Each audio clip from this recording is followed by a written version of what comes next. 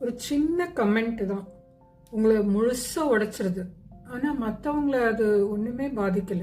இது உங்க பலவீனம் இல்லை, இதுக்கு பேர் தான் ட்ரிகர், அதாவது தூண்டுறது அப்படின்னு சொல்றது. உங்க உணர்வுகள் ஒரு தீ எச்சரிக்கை அலாரம் மாதிரி.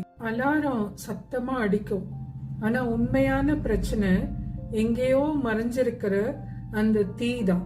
இவ எப்பவும் ஆம வேகத்துலதான் நகருவா அப்படின்னு உங்க கணவர் சொன்னா உடனே ஒரு உபயோகமற்ற பொருள் மாதிரி ஃபீல் பண்றீங்க, இல்ல கோபம் வருது, இல்ல கண்ணீர் வருது. அந்த வாக்கியத்துல பிரச்சனை இல்லை.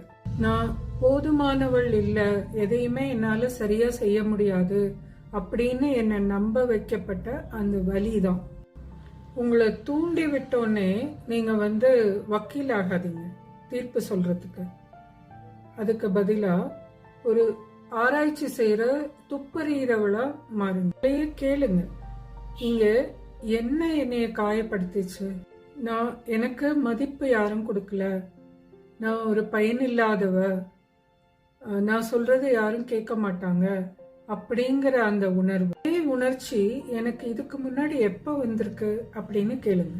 என்னைய குறை சொன்ன நேரம், என்னைய புறக்கணித்த நேரம், என்னைய மற்றவங்களோட ஒப்பிட்டு குறைவா பேசின நேரம்.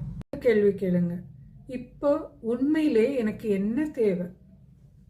ஆறுதலா, இல்ல உங்களை சுத்தி எல்லை வகுக்கணுமா நீங்க, இல்ல ஓய்வு எடுக்கணுமா, இல்ல அமைதியா நீங்க நினைக்கிறத வெளியில பேசணுமா அப்படின்னு யோசிங்க.